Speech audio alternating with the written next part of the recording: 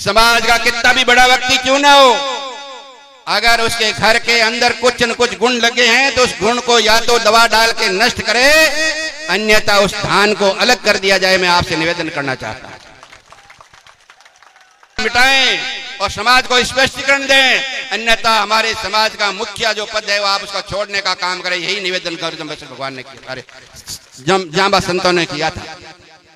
अगर उनके अंदर ये नहीं था तो आके यहाँ जवाब देते, साधु संतों के सामने अपना पक्ष रखते, और पक्ष रखने के बाद अगर साधु संत संतुष्ट हो जाते तो अलग बात है, अगर नहीं संतुष्ट होते तो दोबारा से अपना निर्णय सुनाते।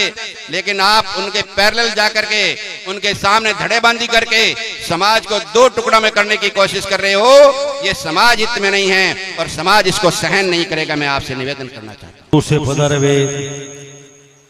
नारायण राम जी डाबरी जो हमारे महासभा के जिला अध्यक्ष भी हैं, उनसे निवेदन करूंगा आप हमारा मार्गदर्शन करें। के द्वारा जो आदेश निकाला गया, उस आदेश की लोग जो अवहेलना कर रहे हैं, उसके संबंध में चर्चा करके उसके ऊपर कुछ न कुछ निर्णय लेने के लिए अपने ये धर्म सभा रखी गई है।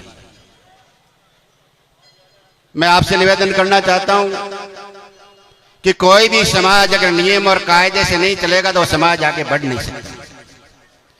और नियम और कायदा चलाने के लिए हर समाज के अंदर एक कोई न कोई संगठन होता है, कोई न कोई अधिकारी होते हैं, प्रभारी होते हैं, और समाज को दिशा निर्देश देते हैं। उसी दिशा निर्देश के तहत हमारा जांबा हमारे समाज का सर्वोच्च न्यायालय है, और सर्वोच्च न्यायालय जो निर्णय देता है उसका हमें पालन करना पड़ता है। मैं आपसे निवेदन करना चाहता हूँ, सर्वोच्च न्यायालय का निर्णय कभी कभी किन्हीं को अगर स्वीकार नहीं होता तो वापस आकर के सर्वोच्च न्यायालय में अपील करते हैं। अगर मान लो कोई सर्वोच्च न्यायालय ने फैसला दिया, उसके फैसले में कोई उनको त्रुटि लगी, या जो आरोप लगाए वो मानता है कि मेरे ऊपर ये आरोप सही नहीं है, आपने गलत लगाए हैं, तो वापस उस सुप्रीम कोर्ट में अपील करे और बैठ करके अपनी बात रखे, अपना पक्ष रखे। उसके बाद वापस सुप्रीम कोर्ट फैसला देता है, वो निर्णय फाइनल होता है। मैं आपसे निवेदन करना चाहता हूँ, इसका मतलब यह नहीं है कि सुप्रीम कोर्ट फैसला दे और उसके पैरेलल दूसरी संगठन खड़ा हो जाए और उसका जवाब देता फिरे और उसमें उनको चैलेंज करेगा हम इस फैसले को नहीं मानते हैं, तो समाज चल नहीं पाएगा। मैं आपसे निवेदन करना चाहता हूं, महासभा बनी है, महासभा का काम अलग है, जांबा जो महंत और जो पीठ है उसका काम अलग है। नियम और कायदा पालन कराना और कर रहे हैं कि नहीं कर रहे हैं, इसकी निगरानी करने का काम जांबा पीठ का है, और व्यवस्थाओं को चलाने का काम महासभा का है कि समाज के अंदर कौन सी व्यवस्था ठीक है, शैक्षणिक दृष्टि से समाज आगे बढ़ रहा है कि नहीं बढ़ रहा है, किस व्यापारिक दृष्टि से समाज आगे बढ़ रहा है कि नहीं बढ़ रहा है, हमारे समाज के लोगों को कैसे आगे बढ़ाया जाए, हमारी संस्थाओं को कैसे आगे बढ़ाया जाए, ये काम महासभा का है। नियम और कायदे का पालन अगर किसी सुप्रीम कोर्ट के पास समाज का है तो केवल एंड केवल वो जांबा की पीठ है, और जांबा की पीठ का आदेश हमारे को मानना पड़ेगा। इसलिए मैं निवेदन करना चाहता हूं, अभी हमारे गोविंदा जी कहने के बाद ज्यादा बातें नहीं रही, लेकिन मैं एक बार निश्चित रूप से निवेदन करना चाहता हूं। कभी महंत जी ने कहा था कि किसी का अंग अगर खराब हो जाता है तो उसको काटना पड़ता है, और उस काटने का काम अगर कोई डॉक्टर करता है वो डॉक्टर साधु संत है। मैं आपसे निवेदन करना चाहता हूं साधु संतों से भी कि डॉक्टर भी आजकल हड़ताल में, कभी कभी आप भी हड़ताल पे चले जाते हो, ये गड़बड़ है, हड़ताल पे मत जाओ, आप अपने निर्णय पे अड़े रहो। जो आपने निर्णय दे दिया वो फाइनल है, अगर उसके अंदर संशोधन करना है तो आप चर्चा कीजिए, बैठिए, और जो नियम और पालन के अनुसार अगर कोई निर्णय नहीं हुआ तो पुनः निर्णय कीजिए। लेकिन हड़ताल पे जाने से निर्णय नहीं निकलेगा, निर्णय तो विचार विमर्श से निकलता है। विचार विमर्श करें और आगे बढ़ाने के लिए समाज के जो संविधान और जो नियम और कायदे बने हुए हैं उनका पालन करने के लिए निश्चित रूप से सुप्रीम कोर्ट की आवश्यकता है। गुरुजम्बेश्वर भगवान ने जब विष्णु धर्म की स्थापना की थी तो हम परिवार किसी न किसी दूसरे परिवार से, कोई जाट समाज से आया, कोई सुतार समाज से आया, कोई जैन समाज से आया, लेकिन हमारे को जैसे ही विष्णु बनाया गया तो उस परिवार से दूसरी जगह विस्थापित किया गया। उसका क्या कारण था आपको पता है? उसका कारण था कि इन परिवारों का लगाव रहेगा, अगर पास रहेगा तो लगाव रहेगा, और लगाव रहेगा तो वो भाई के गने से, माँ के गने से, बाप के गने से वापिस उस परिवारों का आना जाना हो जाएगा।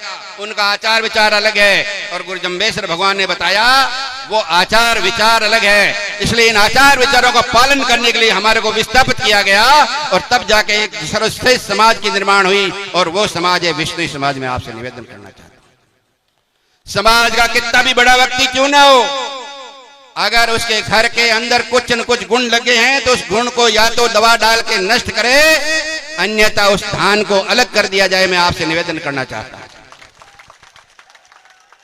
समाज से ऊपर कोई नहीं है।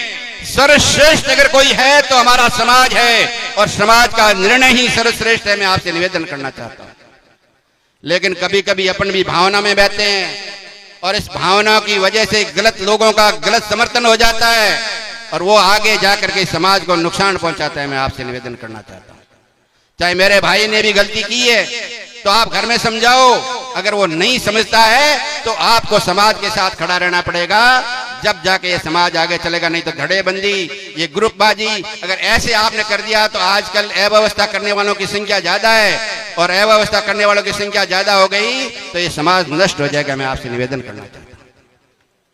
बहुत सी बातें हमने ये अभियान भी चलाया महासभा होने के बाद में, नशा मुक्ति के संबंध में, बाल विवाह के संबंध में, और आजकल एक बहुत बड़ी बीमारी हमारे समाज में घुस गई है, जो समाज के अंदर आपराधिक प्रवृत्ति के लोग पैदा हो गए, जो समाज के अंदर अव्यवस्था करते हैं, लूट करते हैं, कपट करते हैं, और दूसरे समाज के लोगों के साथ झगड़ा करते हैं, और फिर वो बाहर छूट के आते हैं तो हमारे लोग उनको महिमा मंडित करते हैं, महिमा मंडित करती हैं। अगर जब इन महिमा मंडित को बंद नहीं करोगे तो ये समाज का रास्ता दूसरी दिशा में चला जाएगा। मैं आपसे निवेदन करना चाहता हूं, आज अगर एक आदमी आपका IAS बनता है तो आपको 100 आदमी उसके पीछे आकर के स्वागत करने वाले नहीं मिलेंगे। अगर एक गुंडा अगर जेल से छूटता है तो 200 गाड़ियों की लाइन वहां लग जाती है। ये प्रवृत्ति समाज को नष्ट करने की ओर जा रही है। मैं आपसे निवेदन करना चाहता हूं, इस प्रवृत्ति को रोको। और आपसे एक और निवेदन करना चाहता हूं, जब आपका बेटा बिना कमाई, बिना नौकरी, बिना व्यापार घर पे स्कॉर्पियो लेके आता है, बड़ी बड़ी गाड़ियां लेके आता है, नोटों की गड्डियां लेके आते हैं, तो आपसे पूछो कि आप ये कहां से लाए हो। अगर आपकी मेहनत की कमाई है तो अंदर रखो, अन्यथा उस बेटे को और गाड़ी को घर से बाहर निकाल दो, नहीं तो आपके परिवार को नष्ट कर देगा। मैं आपसे निवेदन करना चाहता हूं। बहुत से लोगों ने ऐसे होते देखा है, जो लोग 2 दिन की चांदनी के पीछे पूरा संसार अंधेरे में चला जाता है। मैं आपसे निवेदन करना चाहता हूं, इसलिए जो साधु संतों ने रास्ता बताया, जो जांबे की जो नोटिस उन्होंने को दिया गया, नोटिस का मतलब सूचना होता है, कोई अपराध नहीं होता है। तो जो सूचना आपको दी गई भी हमने सुना है कि आपके परिवार के अंदर ये अव्यवस्था है, और इस अव्यवस्था को या तो आप विकार को मिटाएं और समाज को स्पष्टीकरण दें, अन्यथा हमारे समाज का मुखिया जो पद है वो आप उसका छोड़ने का काम करें। यही निवेदन गौतम भगवान ने किया, अरे जांबा संतों ने किया था। अगर उनके अंदर ये नहीं था तो आके यहाँ जवाब देते, साधु संतों के सामने अपना पक्ष रखते, और पक्ष रखने के बाद अगर साधु संत संतुष्ट हो जाते तो अलग बात है, अगर नहीं संतुष्ट होता तो दोबारा से अपना निर्णय सुनाते। लेकिन आप उनके पैरेलल जाकर के उनके सामने धड़ेबंदी करके समाज को 2 टुकड़ा में करने की कोशिश कर रहे हो। ये समाज हित में नहीं है और समाज इसको सहन नहीं करेगा। मैं आपसे निवेदन करना चाहता हूँ, इसलिए मैं 2 ही बात करके, समय ज्यादा हो गया है, एक ही निवेदन करना चाहता हूं कि अपने परिवार को शैक्षणिक दृष्टि से मजबूत करो। समाज कौन सा सबसे सर्वश्रेष्ठ समाज है, इसकी परिभाषा क्या है? मैं वही समाज सर्वश्रेष्ठ है जो समाज शैक्षणिक दृष्टि से सबसे ज्यादा अच्छा है, वही समाज आगे बढ़ सकता है, अन्यथा हमारा समाज आगे नहीं बढ़ सकता।